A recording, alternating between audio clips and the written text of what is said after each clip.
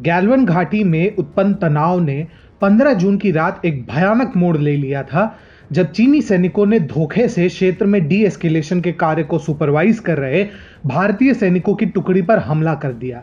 इस हिंसक झड़प में बिहार रेजिमेंट के कर्नल संतोष बाबू सहित 20 भारतीय सैनिक हुतात्मा हुए, जबकि 40 से अधिक चीनी सैनिकों को मार गिराने में भारतीयों ने सफलता पाई।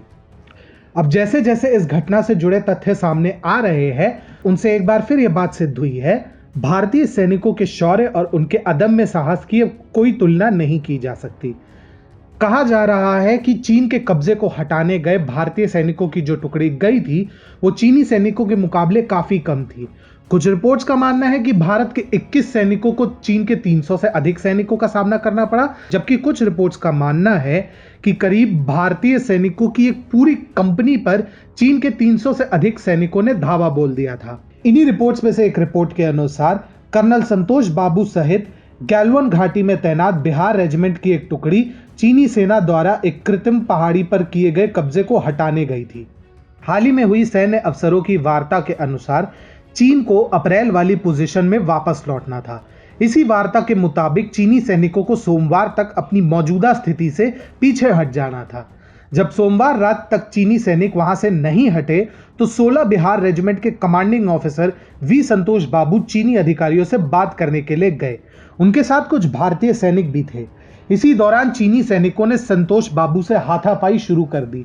वे जानते थे कि इस लड़ाई में एक गोली नहीं चलनी है, क्योंकि इससे भारत और चीन में युद्ध शुरू हो जाएगा, जो उसके लिए किसी आपदा से कम नहीं होगा। कुछ चीनी सैनिकों ने कील लगे लोहे के ग्लव्स पहन रखे थे, कुछ के हाथ में रॉड और डंडे थे। 300 चीनी सैनिकों ने बिहार रेजिमेंट के सैनिकों को घेर लिया और हमला बोल दिया।